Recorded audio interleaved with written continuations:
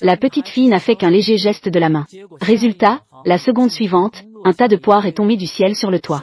Cela a extrêmement choqué toute la famille en un instant.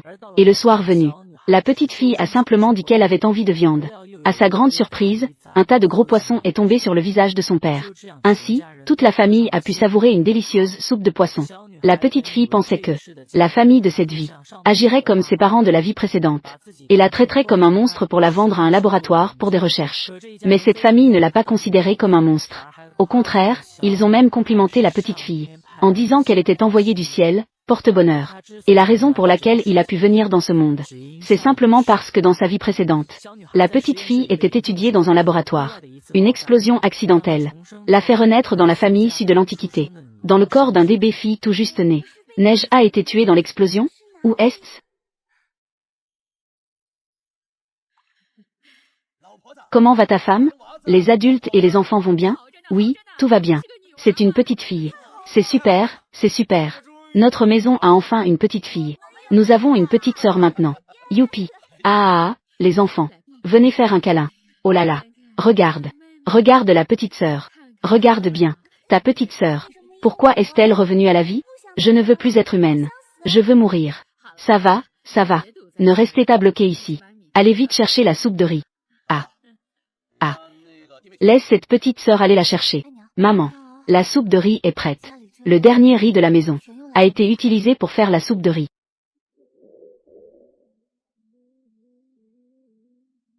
Nous n'avons pas faim. Gardons-le pour la petite sœur. D'accord. Dans la maison, il ne reste que cette petite quantité de grains. Alors gardons-le pour YQELAN et le bébé chéri. Ah. Il n'y a qu'un bol de soupe de riz. Ils veulent tous en manger. Pourquoi doit-on me le laisser? C'est un tremblement de terre. Dépêchez-vous, tout le monde, courez. Dame Su. Mère. Vite, va sauver YQELAN. Il y a eu un tremblement de terre. Courez vite. Le tremblement de terre est terrible. Je peux à nouveau mourir. Trésor. N'aie pas peur. Grande-mère est là. Ne me sauve pas. Laisse-moi mourir. Courez vite.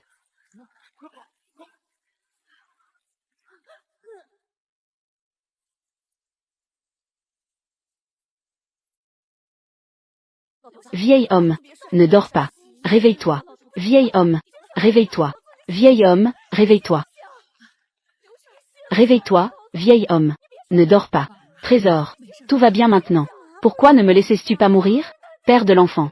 Comment peux-tu avoir le cœur de nous abandonner, nous deux? Réveille-toi. Ceux qui ne veulent pas mourir sont morts.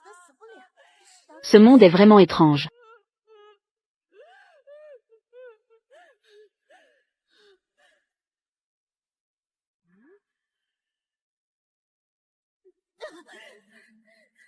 Étoile. C'est toi qui as tué mon mari. Je vais te faire payer de ta vie. Oui, c'est moi. Laisse-moi mourir. Ton homme est parti. Nous sommes aussi très malheureuses. Mais si tu oses encore dire des bêtises, ma fille est. Ne m'en veux pas d'être impoli. Ma sœur n'est pas. Je suis. Laisse-moi juste mourir. Pourquoi me protéges-tu? Elle est. Notre village de Dahué. Depuis plus de 20 ans, il n'y a pas eu de tremblement de terre. Et voilà que chez vous, à peine né, a provoqué un tremblement de terre. A tué mon mari.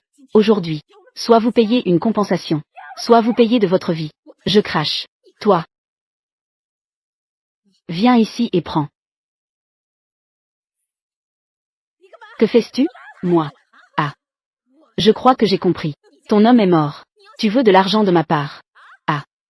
Tu dois payer. C'est aussi toi qui dois me payer. Depuis que tu es marié dans ce village de Dahué, notre famille n'a pas eu un seul bonjour. Je pense que tu es celle envoyée du ciel. Arrête de dire des bêtises. Que ta famille soit pauvre, ça ne me regarde pas. Regarde le village de Dahué. Ah. Quelle famille n'est pas pauvre? Pourquoi devrais-je être blâmé? Toi, toi, moi, toi. Moi, toi, moi, toi, toi. Oh mon Dieu. Tu portes des accusations. Tu es vraiment en colère. Ah. Quand tu parles des autres, tu n'as pas de remords, hein? Ah. Tu te donnes beaucoup de mal. Tu t'enfonces. Tu t'enfonces. Il y a une porcherie là-bas. Tu veux encore entrer? À toi. Madame Sulan. Tu ne te reposes pas sur un lointain parent, qui est un grand fonctionnaire à Pékin? C'est pour ça que tu es si arrogante? Tu ne regardes même pas. Un grand personnage. Ne te regarde même pas. Pas un regard. Moi. Toi et moi. Disons-le. Pourquoi t'éloignes-tu autant? Ah. Occupe-toi de ton petit domaine. Et puis, notre trésor. Oui. Moi. Toi, le vieux. Toi, le millénaire. Je dis juste. Que peux-tu faire? Ah, PFF. Dis encore une fois. Attends et vois. Moi. Attends-toi.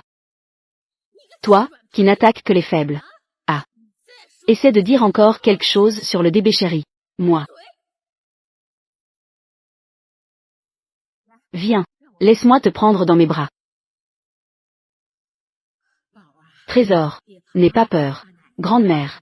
A chassé tous ces méchants. Pourquoi l'écoutes-tu parler ainsi? Je vais pleurer. Ce tremblement de terre a cessé. Allons-y. Rentrons chez nous. Retour à la maison. Prends soin d'Alan. Ah.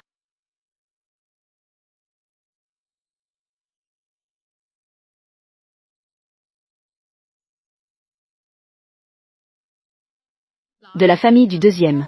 Et va ranger le salon. Puis emmène les 3 enfants se coucher. Grand frère. Et tu vas chez cette famille? Regarde dans le jardin. Quelle est la situation? D'accord. Petit frère.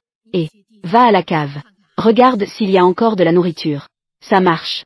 Mon vieux compagnon. Répare cette porte et ses fenêtres. Répare-le aussi. Moi, avec l'enfant de YQELAN. Nous allons juste entrer dans la maison. D'abord, réchauffons-nous. Vas-y.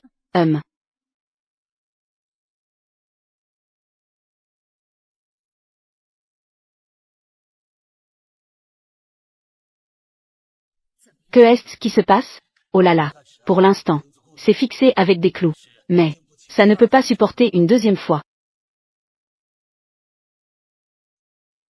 Ce n'est rien. Tant que les gens vont bien, c'est bon. S'il y a de la nourriture, nous pourrons survivre. Attends, grand frère. Regarde s'il revient. Que dit-il?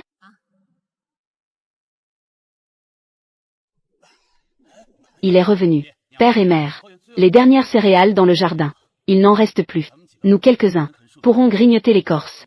C'est YQELAN. S'il n'y a pas de nourriture dans le ventre, d'où viendra le lait? Pour nourrir le bébé chéri. Ils sont tous dans une si grande difficulté. Pourquoi pensent-ils encore à me nourrir? Pas de précipitation. Attends que le petit frère revienne. Voyons ce qu'il dit.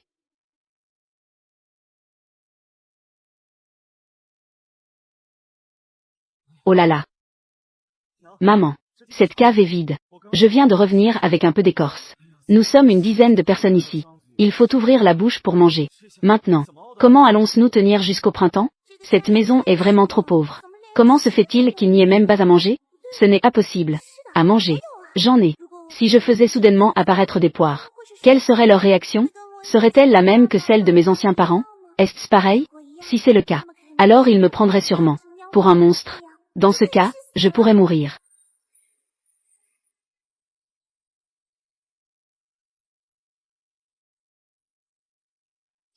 Maintenant, ils devraient être comme mes anciens parents, et ne plus vouloir de moi, n'est-ce pas?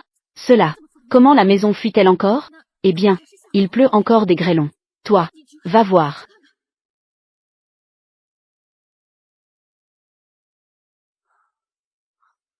Maman, ce n'est pas de la grêle, c'est de la pluie de poires.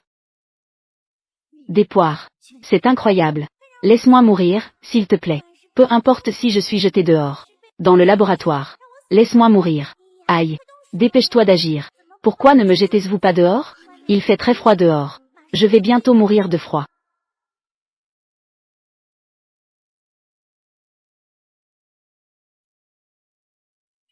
Ses yeux reflètent l'expérience des épreuves. D'un ennui profond. Désespéré. Ce ne sont pas des yeux d'un bébé. Mon trésor. N'aie pas peur. Grande-mère est là.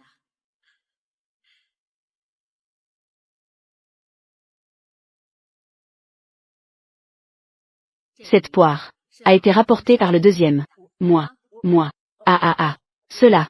Cette poire, c'est moi qui l'ai rapportée. Pour cueillir cette poire, je suis tombé plusieurs fois. J'ai encore mal aux fesses maintenant. Eh bien, cela. C'est clairement que j'ai cueilli avec le deuxième. Ah ah. N'est-ce pas? Ah ah. Mère a dit d'aller à l'est. Je ne vais jamais à l'ouest. Et... Oui, oui. Mère.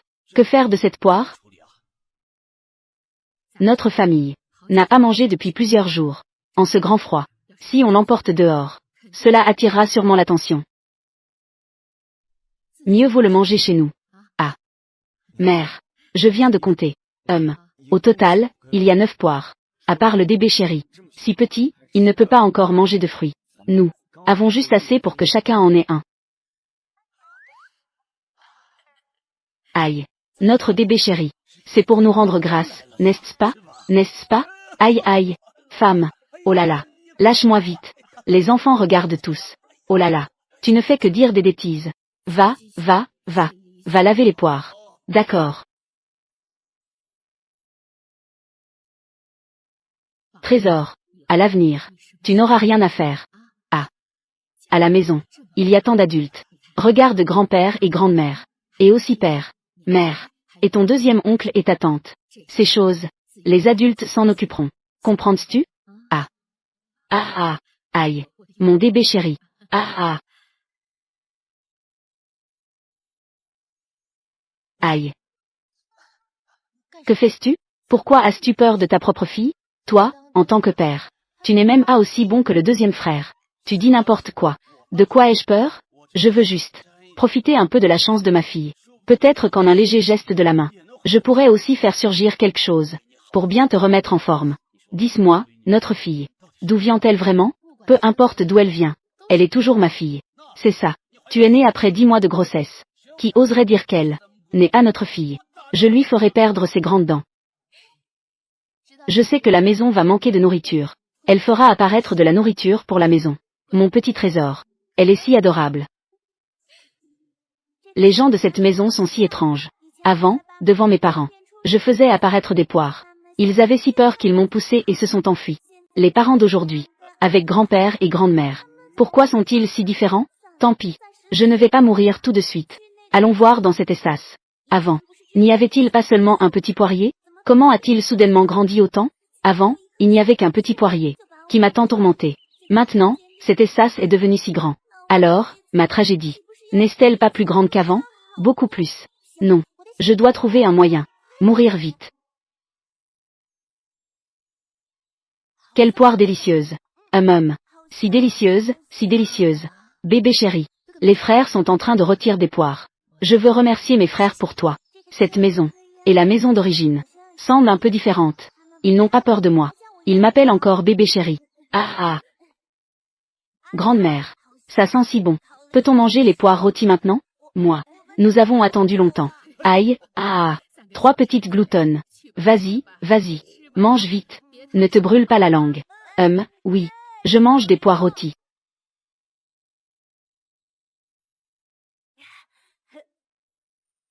Père. Oncle. Cette poire sent si bon. D'où vient-elle? Si tu as à manger, mange. Pourquoi tant de questions? Mange vite. Père te donne une poire. Très bien. Ah ah.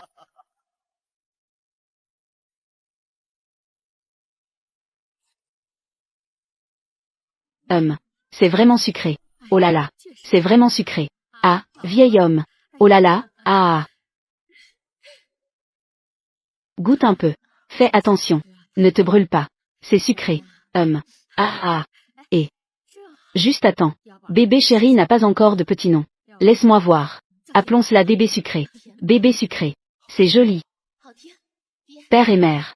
Sinon, donnons à bébé sucré. Aussi un grand nom. Bébé sucré est né. Nous avons récolté 9 poires à la maison. Cette poire a le même son que séparation. Ce n'est pas de bon augure. Appelons cela sujet uni. Oh là là. Que est-ce que tu en penses? Très bien, très bien. Bien. Ce nom est bon. Ah ah. Est née. Ah. C'est ta fille. Elle a un nom maintenant. Sujet uni. C'est joli. Ah ah. Petite sœur. Tu as un nom maintenant. Es-tu contente? Ici, il y a des poires pour toi, grand frère. Je t'en ai spécialement gardé à manger. Je te les donne. Je t'en donne aussi. Je ne mange pas. J'ai de la salive. Maman. Au secours. C'est toujours le bébé sucré. C'est la première fois qu'elle se rapproche de moi. Bon, vous trois. Ne taquinez à la petite sœur. La petite sœur est encore jeune. Elle ne peut pas encore manger de poire. Vous, gardez-le pour vous. D'accord.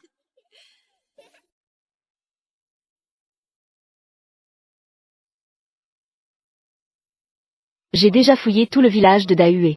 Même pas un morceau d'écorce. Demain, il n'y aura plus de nourriture à cuisiner. Pourquoi es-tu si pressé? Ton père et ton grand frère. Ils sont allés au village vendre du bois, non? Revenez. Ils pourront sûrement échanger un peu de nourriture. Il fait déjà nuit. Et il va bientôt pleuvoir. Mon grand frère et mon père. Pourquoi ne sont-ils pas encore revenus? Attends un peu. Peut-être qu'ils avancent lentement. Viens, YQELAN. Maman. Ce n'est pas bon. Papa est tombé. Ah.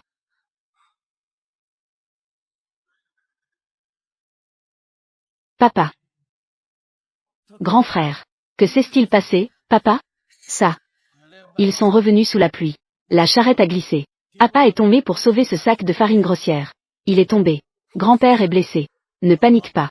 Il a juste fait une chute accidentelle. Ce n'est pas grave. Aîné, aide ton père à se lever sur le lit. Vite, va chercher le médecin. Ah. La méchante tante est encore là avec son double rire. Oh, je l'avais déjà dit, n'est-ce pas? Ah, le nouveau-né de ta famille. Oh, oula, c'est juste une étoile. Ce vieux su vient juste de donner un nom à l'étoile. Et voilà qu'il arrive. Ah, en pleine nuit. Que se passe-t-il? Et, tout le monde, réfléchissez bien. Dans notre village de Dahué, n'est-ce pas depuis que cette étoile est née, qu'aucune bonne chose ne s'est produite. Dans notre village de Dahué, cela fait plus de 20 ans qu'il n'y a pas eu de tremblement de terre. Et maintenant, cela est arrivé dès sa naissance. D'abord, mon mari est mort. Maintenant, c'est son grand-père qui est mort. Et le prochain, qui sait qui ce sera? En parlant de ça, ma mère a aussi eu des maux de tête et de la fièvre ces derniers jours. Sans raison apparente. Est-ce que je vais encore être considéré comme un monstre? C'est vraiment étrange. Mon petit trésor a aussi été très agité récemment. Même le médecin n'a rien trouvé de particulier. Regardez. Cette étoile tombée du ciel vient vraiment pour prendre des vies. La famille Su. Si nous ne faisons pas partir cette étoile, notre village entier sera en danger. Ces derniers jours, il s'est effectivement passé beaucoup de choses dans le village. Eh bien, la famille Su. Pourquoi ne pas envoyer cet enfant ailleurs? C'est-à-dire, la Delphi dessus. Tu es encore jeune. Tu peux toujours en avoir un autre. Cette fois, il semble vraiment que il sera abandonné. Il semble que eux et ma famille d'avant ne sont pas si différents. Mais, pourquoi ai-je l'impression d'être un peu mal à l'aise? Yulan.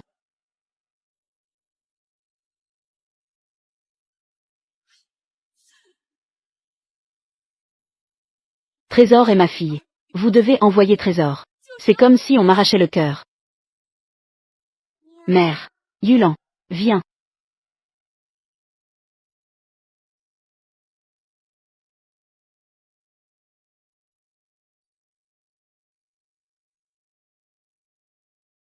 Cette cicatrice a été laissée quand j'ai repoussé les bandits dans le village. Laissée lors de la repousse des bandits de montagne. Maintenant, je ne demande à que vous vous souveniez de ma bonté. Je demande seulement que vous laissiez ma fille tranquille.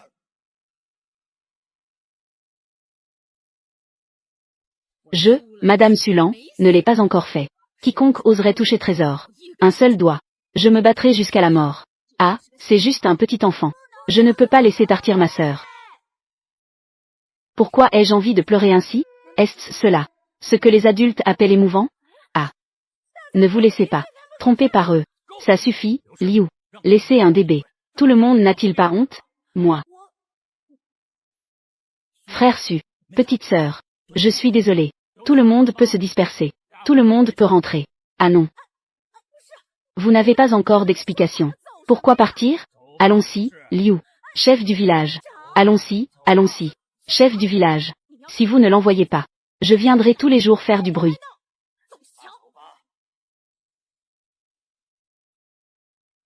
Dépêche-toi, deuxième. Vite, va chercher le médecin. Il ne reste presque plus de sous à la maison. Ah. Tant pis. Ce n'est qu'une petite blessure. Après quelques jours de repos, ça ira mieux. Père, si tu ne te fais pas soigner, cette jambe pourrait être fichue. Ah. Je vais tout de suite à la ville pour échanger de l'argent. Nous, ça ne nous dérange pas d'avoir faim. Arrête-toi. Tu peux avoir faim. Les 3 enfants et le bébé chéri peuvent-ils avoir faim? Nous. C'est pire que du bois de chauffage. Grande-mère. Grand-mère, ne fais pas ça. C'est de notre faute, nous avons trop mangé. Si nous avions gardé les poires, en vendant les poires, nous aurions eu de l'argent pour soigner grand-père.